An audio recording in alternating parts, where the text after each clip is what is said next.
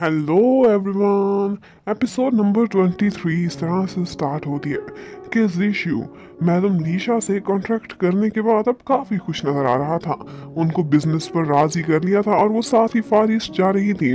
उसके फ्रेंड्स भी ये बात फील करते हैं कि कुछ तो डिफरेंट लग रहा है, और वहां से जाते हुए भी रास्ते में वो मैडम लीशा से हंस हंस कर बातें करता रहता है। अब जब वो आगे अपने सफर पर जा रहे होते हैं तो रास्ते में जीशियो देखता है कि उसका एक फ्रेंड उसे कहीं जाता हुआ नजर आ जाता है। वो रास्ते में अपने फ्रेंड शू गुआंग को मिलने के लिए खड़ा हो जाता है। शू गुआंग एक्चुअली किसी काम से कैपिटल की तरफ जा रहा था, जबकि जीशियो को ये गलत फहमी होती है कि ये उससे मिलने के लिए स्पेशल इतनी दूर आ रहा है। और यहाँ पर हमें ये भी पता चलता है कि शू गुआंग जीशियो का काफी गहरा दोस्त है और वो उससे स्टर्लिंग की खबरें भी लेने की कोशिश करता है। शू गुआंग बातों बातों में उसे सारी डिटेल्स बता देता है कि स्टर्लिंग अपने युद्ध में कहाँ तक पहुंचा है और आगे कहाँ को जा रहा है और उसकी क्या क्या प्लानिंग है। अब स्टर्लिंग की खबर भी ले ली थी और थोड़ी देर बातें करने के बाद वो दोनों फ्रेंड्स कहते हैं कि जल्द ही फिर मुलाकात करेंगे और शू गुआंग उसे ड्रिंक पर ट्रीट भी करेगा। लेकिन जब शू गुआंग थोड़ा सा ही आगे जाता है तो उसे लगता है कि जैसे कुछ मिसिंग है। एक्चुअली जी शियू ने अपने हाथ की सफाई दिखा दी थी।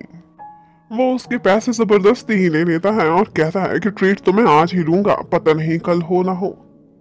दूसरी तरफ हमें दिखाते हैं कि एक लेडी ऑफिसर होती हैं जिनका नाम होता है बिंग।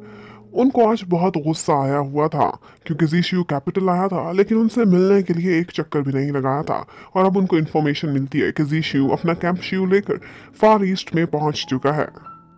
अब जीशू ने आगे क्या करना था वो मिस बिंग ने ही उनको बताना था। वो कहती है कि आगे गुडीसा जाओ और वहां पर जाकर जो रेबल्स ऑर्क्स के कबीले हैं उनसे कुछ डीलिंग करके सुलह करने की कोशिश करो। कहती है कि अगर रेबल्स गुस्सा करने लगे और उनसे फाइट ना कर सको तो भाग जाना, सबसे पहले अपनी जान बचाना।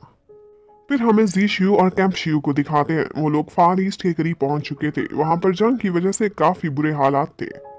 मैडम लीशा हैरान होती है और कहती है कि इस एरिया में तुम मुझे बिजनेस करने को कह रहे हो, तुम्हारा दिमाग तो ठीक था ना। लेकिन जी शियू कहता है यहाँ बहुत पोटेंशियल है, अब हम आ चुके हैं ना, अब हर तरफ पीस ही पीस होगा और फिर तुम पैसे गिनते गिनते थक जाओगी, तुम्हारे हाथ मुड़ जाएंगे लेकिन पैसे खत्म नहीं होंगे। उसके बाद आगे सफर में एक पॉइंट ऐसा आता है कि उन लोगों को लगता है कि आगे कहीं ऑर्क्स आए हुए हैं, कोई आवाज आई थी। तो वो सारे तो साइड पर हो जाते हैं और लू जाए को धक्का मारकर आगे करते हैं। कहते हैं कि तुम इनको ललकारो और आगे बुलाओ।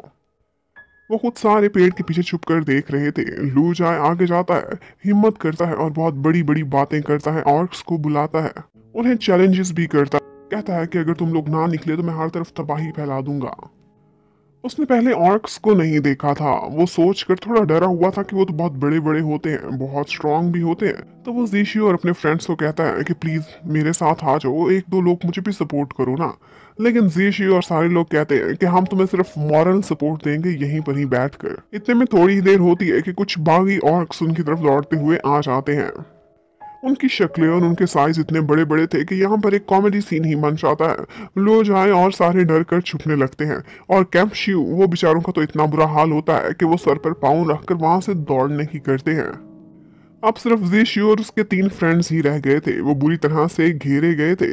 वो तो वैसे भी युद्ध करने वहां पर आए ही नहीं थे, वो तो एक डील करना चाहते थे। तो जी शिव फौरन से हथियार फेंक देता है और कहता है कि मैं तो तुम लोगों से बात करना चाहता हूँ। युद्ध करने की बात तो सिर्फ इसी ने की थी, ये जो लुई जाए है इसने। इतने में वहां पर जी शियू को उसका एक फ्रेंड मिलता है ऑर्क्स में से, जिसका नाम था डेलून। वो बाकी सारों को कहता है कि सब हथियार नीचे फेंक दो, ये हमारे फ्रेंड्स हैं। और वो ये भी कह रहा था कि जी शियू ने एक दफा मेरी जान भी बचाई थी, ये मेरा लाइफ सेवर है। अब डेलोन को वहां पर देखकर जीशु सोचता है कि इनसे डीलिंग करना आसान हो जाएगी। और वो अपने फ्रेंड लो जाए को बताता है कि बहुत सालों पहले जब मैं एक छोटे रैंक का ऑफिसर हुआ करता था, तब मैं एक गांव में गया था। वो आर्क्स का ही गांव था और वहां पर यही डेलोन ये काफी बीमार था, लेकिन इसको प्रॉपर ट्रीटमेंट ही नहीं मिल रहा था। तो मैंने मिलिट्री डॉक्टर्स अरेंज करके इसका ट्रीटमेंट कराया था, इसीलिए ये कहता है कि मैं उसका लाइफ सेवर हूँ। उसके बाद वो ऑर्क्स को लेकर अपने कैंप्स में चले जाते हैं और वहां पर जीशियू को पता चलता है कि एक्चुअली ऑर्क्स के साथ भी बहुत बुरा सलूक किया गया था, जिसकी वजह से वो बागी बन गए थे। उनसे टैक्स बहुत ज्यादा लेते थे और जब कोई अफोर्ड नहीं कर पाता था तो उनकी यूथ्स को मार देते थे। बस यही बात उनसे बर्दाश्त नहीं हो सकी और उन्होंने बगावत कर दी। वहां पर डेलोन ये भी बताता है कि थोड़े अरसे पहले स्टर्लिंग ने हमारे खिलाफ युद्ध की थी और स्टर्लिंग वो बहुत खतरनाक था। वो तो हमें भागने भी नहीं दे रहा था। उसने हमारा इतना पीछा किया कि हमारा दिल करता था कि हम मर ही जाएं। ना तो भागने का चांस दिया, ना ही छुपने की जगह। लेकिन अब वो लोग युद्ध से तंग आ चुके थे और कहते थे कि हम डीलिंग को तैयार हैं। ऑर्क्स को अच्छा खाना भी नहीं मिल रहा था। वहां पर वैसे भी ग्रेन्स की कमी थी युद्ध वाला एरिया होने की वजह से। तो जीशियो अपने कैंप में उन सारों को फ्री में खाना दे रहा था, जिसकी वजह से वो ऑर्क्स काफी खुश नजर आते हैं। और जब वो लोग जीशियो के पास आकर उसे थैंक्स करते हैं तो जीशियो को बहुत ही डिस्गस्टिंग फीलिंग आती है। लेकिन वो तो जीशू के फैंस ही हो गए थे। उसके बाद जीशू अपने सारी प्रोग्रेस की रिपोर्टिंग करता है अपने कैपिटल में एक लेटर लिखकर। लेकिन बाई चुआन उसे बहुत गुस्सा आया हुआ था। वो कहती है कि ये इतने बड़े बड़े ऑर्क्स, इनको जितना तुम खाना दिए जा रहे हो, हम खुद भूखे मर जाएंगे, हमारे पास सारी चीजें खत्म होने वाली हैं। लेकिन जीशू वो उसकी बातों को मजाक में ले लेता है और कहता है कि मैंने सपने में देखा था कि हमारी आर्मी बहुत अमीर होने वाली है, हमारे पास खाना खत्म नहीं होगा। और इस बात पर बाईचुआन को काफी गुस्सा भी आता है। जबकि दूसरी तरफ हमें उन एनिमीज को दिखाते हैं जिन्होंने उन बागियों को उकसाया था कि वो जीचुआन टेरिटरी के खिलाफ काम करें। वो लोग आजकल काफी परेशान नजर आ रहे थे क्योंकि ऑर्क्स की डीलिंग हो रही थी जीचुआन के साथ, और वो इसी पर ही डिस्कशन कर रहे होते हैं और अपने आगे की प्लानिंग बना रहे होते हैं कि ये पार्ट यहीं पर खत्म होता है। Thank you for watching, stay connected, bye bye. Hello guys, episode number 24 के स्टार्ट में हमें डिलन को दिखाते हैं कि उसका एक सबऑर्डिनेट उससे मिलने के लिए ऑफिस में आता है और उसे वही बताता है कि किस तरह से स्टर्लिंग ने कुछ करप्ट ऑफिसर्स को भेजा था उन पर केस चलाने के लिए। लेकिन केस चलता, मामला लटकता, उससे पहले ही रास्ते में ही डिलन ने उनको मर्डर करा दिया था। उनको सजा मिल चुकी थी। ये वाला ऑफिसर डिलन का काफी वफादार लग रहा था। उसके बाद हमें दिखाते हैं कि चेयरमैन की सारी कोर कमेटी से एक मीटिंग चल रही होती है। वहां पर वो लोग फार ईस्ट की सिचुएशन से रिलेटेड बहुत सी ब्रीफिंग देते हैं, वहां की सारी डिटेल्स सुनते हैं और उसके बाद मिस्टर प्रेसिडेंट सबसे कोई ना कोई मशवरा भी मांगते हैं। यहाँ पर लो मेंगहाई वो अपनी तरफ से एक प्लान प्रपोज करता है जिसका नाम वो रखता है ब्लू मून मिशन।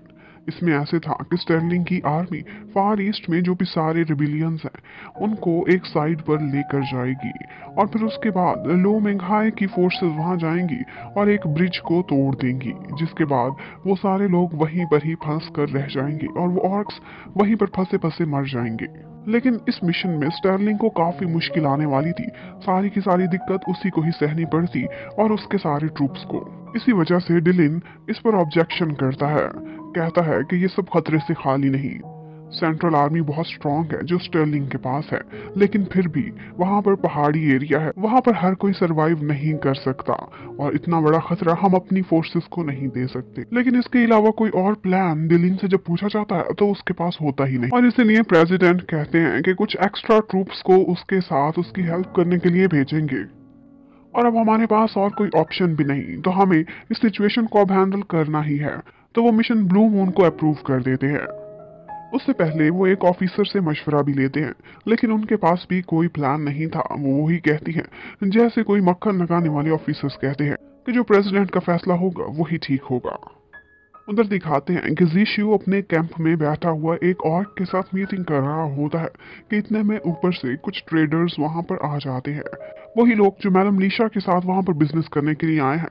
वो लोग जीशू से शिकायत करते हैं कि यहाँ पर तो इतने जेमस्टोन्स हैं ही नहीं, तुम हमें ऐसे ही ले आए यहाँ पर, हमारे पास कौन सी बिजनेस अपॉर्चुनिटीज हैं। तो यहाँ पर मिंग यू कहता है कि ये लोग बहुत झूठ बोल रहे हैं, अगर यकीन नहीं आ रहा तो अभी के अभी इनकी पॉकेट्स चेक करो, इन्होंने कितना पैसा बनाया है। और फिर उनकी पॉकेट्स में से काफी सारे जेम स्टोन्स भी निकलते हैं। वो झूठ बोलते हैं, कहते हैं कि ये तो बिल्कुल भी प्रीशियस नहीं है। तो जीशू कहता है ठीक है फिर ये सारे मुझे दे दो, लेकिन वो तो इतने कीमती थे कि वो लोग फौरन से वो छीन लेते हैं। इतने में वहां पर एक और आता है। वो इस तरह के बहुत सारे जेम स्टोन्स अपने साथ लिए हुए खड़ा था और इतनी बड़ी बोरी जेम स्टोन्स की देखकर उन ट्रेडर्स के तो मुंह से पानी बहने लगता है, उन्हें अपना प्रॉफिट नजर आने लगता है।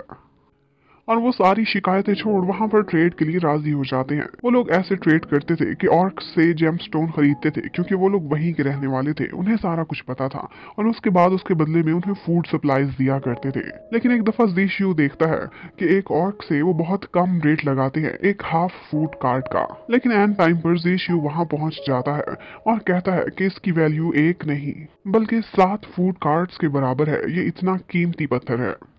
उस ऑर्क को तो इस बात का अंदाजा ही नहीं था। तो ज़ीशियो उनसे कहता है कि ऐसे हम आपको माल नहीं बेचेंगे। तो फिर वो मान जाता है कि हम इतनी फूड सप्लाईज देने के लिए राजी हैं। वो ऑर्क्स ज़ीशियो से काफी खुश थे, और उसके वो फ्रेंड्स जो पहले उससे नाराज थे जैसे कि बाईचुआन, वो भी अब उसकी स्ट्रेटेजी से काफी खुश थी। वहां पर फूड सप्लाईज लोगों को मिल रही थी, बिजनेस चल रहा था, और उनके कैंप में हर तरफ अच्छा ही अच्छा था। और यहाँ पर मैडम लीशा भी आकर ज़ीशियो से मिलती हैं और बिजनेस की बातें करती करती उसे फ्लर्ट करने की भी कोशिश करती हैं। लेकिन ज़ीशियो वो उसे एक लिमिट क्रॉस नहीं करने देता, और उसके और अपने बीच एक लाइन ड्रॉ करके उसे साइड पर फासले पर रहने को कह देता है। इतने में ज़ीशियो जब अपने कैंप में जाता है तो एक ऑफिसर मिंग हुई उससे मिलने के लिए वहां पर पहुंचा हुआ होता है, और ज़ीशियो उसके सामने रोने लगता है। कहता है कि हमने इतने दिनों से खाना नहीं खाया, यहाँ पर तो फूड सप्लाईज ही नहीं है, देखो हम कमजोर हो गए हैं, भूख से रात को नींद भी नहीं आती। लेकिन वो कहता है कि मैं तो देख रहा हूँ तुम्हारा फेस कितना भरा भरा सा है, लग तो नहीं रहा कि तुम लोग भूखे रहते हो। तो ज़ीशियो आगे से कह देता है कि ये तो सिर्फ मेरे फेस पर कुछ स्वेलिंग आई हुई है परेशानी की वजह से। लेकिन उस ऑफिसर मिंग हुई ने भी कच्ची गोलियां नहीं खेली थी। उसे सारी इंफॉर्मेशन पहले ही मिल चुकी थी कि किस तरह से ज़ीशियो यहाँ पर ट्रेडर्स को लेकर आया है, और उनके थ्रू जेमस्टोन्स की ट्रेड करके यहाँ पर एक्सेस फूड सप्लाई उसके पास मौजूद है। वो उससे यही बात करने आया था कि मेरे कैंप के पास फूड की कमी है, तो यही फूड हम तुम लोगों से मांगने आए हैं, हमारा भी कोई इसी तरह का जुगाड़ लगवा दो।